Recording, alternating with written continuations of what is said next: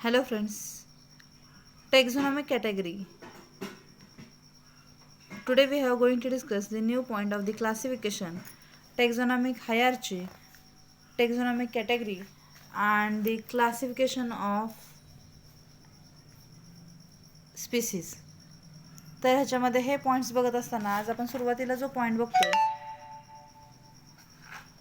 त्याच्यामध्ये बघा टॅक्झॉनॉमिक कॅटेगरी म्हणजे काय. तर क्लासिफिकेशन करत असताना क्लासिफिकेशनमध्ये त्याच्या येणाऱ्या स्टेप्स असतील किंवा लेवल असतील किंवा कॅटेगरीज असतील त्याला आपण हायरार्ची म्हणतो. हायरार्ची म्हणजे level. Then classification is not a simple step process but involves the hierarchy of steps in which each step represents a rank or a category. म्हणजे काय तर क्लासिफिकेशन करत असताना क्लासिफिकेशनच्या लेवल्स असतील, रँक असतील, कॅटेगरी असतील किंवा पोझिशन असेल किंवा स्टेप असेल तर ह्याला आपण काय म्हणतो टॅक्झॉनॉमिक कॅटेगरी म्हणतो. आता त्या टॅक्झॉनॉमिक कॅटेगरीज कुठल्या कुठल्या असतील की ज्या टॅक्झॉनॉमिक हायरार्ची सांगतात. Kingdom, division, class, order, family, genus, species ह्याला आपण काय म्हणू शकतो कॅटेगरी म्हणू शकतो किंवा हायरार्चियल सिक्वेन्स.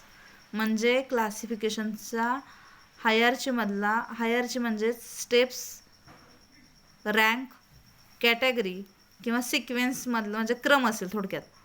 आणि हे जे असतात हायरार्चियल सिक्वेन्स ते कंपल्सरी कॅटेगरीजमध्ये मोडतात. सिंगल असेल तर तुम्ही त्याला कॅटेगरी म्हणू शकता, रँक म्हणू शकता आणि अनेक असतील तर त्याला टॅक्झॉनॉमिक कॅटेगरीज म्हणू शकता. आता कशा पद्धतीनं तर आपण वन बाय वन बघणार आहोत. आता त्यातली पहिली आहे टॅक्झॉनॉमिक हायरार्चीमध्ये आपण टॅक्झॉन कशाला म्हणतो. What is mean by taxon. तर क्लासिफिकेशनमधली एखादी रँक किंवा कॅटेगरी किंवा पोझिशन किंवा एक स्टेप समजा जिना आहे आणि जिन्याची एक पायरी त्याला आपण एका पायरीला काय म्हणू आपण टॅक्झॉन. म्हणजेच काय कॅटेगरी किंवा rank or a level or a position or a step त्याला आपण काय म्हणू टॅक्झॉन. आणि हे टॅक्झॉन जे आहेत ते टॅक्झॉन काय करतात तर क्लासिफिकेशन जे आहेत ते कंप्लीट करतात. आणि सिस्टीम ऑफ क्लासिफिकेशन जे आहे ह्याची रँक जी आहे ती कोणी शोधून काढली तर H.J. लॅम्प ह्या सायंटिस्टने 1948ला ह्याबद्दलचं डिस्कवरी केलेली आहे की त्याला टॅक्झॉन म्हणतात. आता इथे एक्झाम्पल दिलं आहे डायकॉटिलिडॉनी, पॉलिपेटॅली, माल्वेसी रिप्रेझेंट दी टॅक्झॉनॉमिक ग्रुप. आणि ह्याला म्हणतात आता माल्वेसी असेल किंवा पॉलिपेटॅली असेल किंवा डायकॉटिलिडॉनी असेल. आता क्लास असेल त्यातला सब क्लास असेल किंवा ऑर्डर असेल किंवा सब फॅमिली असेल तर त्याला तुम्ही टॅक्झॉन एकाच म्हणजे जिना आहे जिन्याला 10 पायऱ्या आहेत तर 10 पायऱ्यांपैकी एक पायरी किंवा एक स्टेप म्हणजे टॅक्झॉन. आता कशा पद्धतीनं तर इथं एक एक्झाम्पल बघूया आपण, बाकीचं नंतर वन बाय वन बघूया. एक कॅटेगरी दिली, टॅक्झॉन दिलाय आणि पुढं पण टॅक्झॉनच म्हटलंय. आता एक क्लासिफिकेशन देत असताना एक एक्झाम्पल दिले त्यांनी ॲनिमलचं आणि एक एक्झाम्पल दिले प्लांटचं. कॅटेगरी म्हणजे काय तर kingdom, division, class, sub class, series, order, family, genus आणि स्पीसीज ह्याला ते कॅटेगरी म्हणतात. आणि त्या कॅटेगरीमधला कोणताही एक घेतलं समजा किंगडम घेतला, किंगडम काय असेल प्लांटी असेल, प्लांट आहेत वनस्पती आहेत म्हणून, किंवा ॲनिमल असेल तर किंगडम ॲनिमालिया तर त्याला सिंग्युलरली आपण एकच असेल तर त्याला आपण काय म्हणू टॅक्झॉन म्हणू. आणि ह्या सगळ्याला टॅक्झॉनॉमिक हायरार्ची म्हणू. टॅक्झॉनॉमिक हायरार्ची म्हणजे स्टेप्स म्हणजे हा पूर्ण जिना आहे. समजा ह्या पायऱ्या आहेत किती किंगडम असेल, डिव्हिजन असेल, क्लास असेल किंवा सब क्लास असेल किंवा सिरीज असेल, ऑर्डर असेल, फॅमिली असेल, जीनस असेल किंवा स्पीसीज असेल. ह्या सगळ्याला आपण काय म्हणू एक जिना आहे आणि जिन्याच्या म्हणजे थोडक्यात टॅक्झॉनॉमिक हायरार्ची ह्या सगळ्याला एकत्रितपणे म्हणायचं. आणि एकच सांगायचं गेलं तर ह्यातला नुसता किंगडम असेल किंवा नुसती डिव्हिजन असेल किंवा नुसता क्लास असेल एकच पायरी किंवा एकच स्टेप तर त्याला आपण काय म्हणू टॅक्झॉन म्हणू. आणि इथं क्लासिफिकेशन दिले.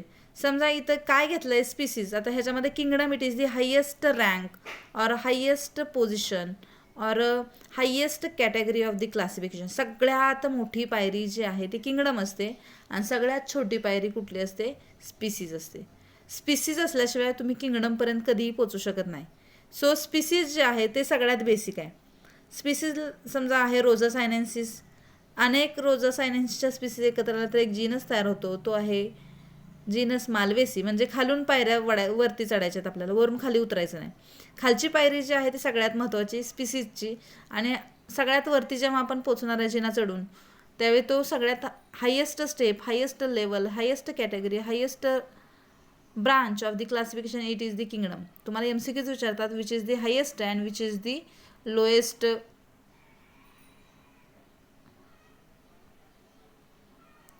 रँक और कॅटेगरी ऑफ द क्लासिफिकेशन, तर ते उदाहरण तिथं जाईल. आता इथं काय आहे, स्पीसीज असेल रोजा सायनेन्सिस, जीनस असेल हिबिस्कस, फॅमिली असेल मालवेसी, ऑर्डर असेल मालवेल्स, सिरीज थॅलॅमिफ्लोरी, सबक्लास पॉलिपेटॅली, क्लास असेल डायकॉटिलिडॉन, एकच असेल तर त्याला तुम्ही टेक्झॉन म्हणाल. डिव्हिजन अँजिओस्पर्म आणि किंगडम प्लांटी. तसंच इथे एक्झाम्पल घेतलं आहे नाजा म्हणून एका ॲनिमलचं घेतलं आहे, त्याच्यामध्ये स्पीसीज नाजा, जीनससुद्धा नाजाच.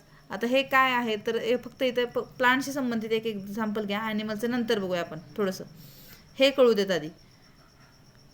डिव्हिजन जे आहे ते ॲनिमलमध्ये असते आणि प्लांट्समध्ये फायलम असतो, हे लक्षात घ्या. आता इथे 2 शब्द दिले, डिव्हिजन किंवा फायलम. डिव्हिजन हा शब्द ॲनिमलच्या क्लासिफिकेशनशी संबंधित असतो, तर प्लांटचं क्लासिफिकेशन ज्यावेळी करता त्यावेळी तुम्हाला फायलम हा शब्द वापरावा लागतो, हे आता तुर्तास लक्षात ठेवा. आता इथं पुढं आपल्याला बाकीचं क्लासिफिकेशन दिलं आहे किंवा डिस्क्रिप्शन दिलं आहे. तर आता मी ह्यातला सुरुवातीला मगाशी सांगितलं, मीच पहिल्यांदा स्पीसीज घेणार आहे. युनिट ऑफ क्लासिफिकेशनमध्ये species is the basic or it is the lowest rank of the classification दिलं इथं, and it is the lowest rank, lowest level of classification, and group of species is called as a genus. Genus जो आहे तो अनेक species एकत्र आला, group of species is called as a genus. इथं मी एक्झाम्पल दिलं, genus is a group of species and they can shows the close resemblance किंवा सिमिलॅरिटी म्हणाल to one another in their morphological character. समजा स्पीसीजमध्ये एक माणूस आहे आणि अनेक माणसं एकत्र आल्यानंतर काय तयार होईल, जीनस तयार होईल. होमोसेपियन तुम्हाला माहिती असेल आपलं सायंटिफिक नेम काय माणसाचं, तर स्पीसीजमध्ये काय येईल, सेपियन, आणि अनेक माणसांच्या प्रजाती एकत्र आल्या तर त्याला आपण काय म्हणू, सेपियन. त्या पद्धतीनं इथं टायगर असेल, लिओपर्ड असेल, लायन असेल, एकाच कॅटेगरीचे सगळे एकत्र, त्याचं की क्लोज रिझेम्बलन्स पाहिजे. फॉर एक्झाम्पल इथं दिलं genus Solanum of the brinjal आणि potato, both belongs to the same genus. Potato असेल किंवा ब्रिंजल असेल तर त्याचा जीनस जो आहे सोलॅनम आहे. बटाट्याचं सायंटिफिक नेम आहे सोलॅनम ट्युब्रोझम. देन फॅमिली म्हणजे काय तर group of genus is called as a family. Group of closely related genera म्हणजे जीनस. आता अनेक हिबिस्कसचे जीनस एकत्र आल्या, म्हणजे थोडक्यात मी इन शॉर्ट सांगते, species it is the lowest rank or lowest level of the classification. Group of species is called as a genus. Group of genus is called as a family.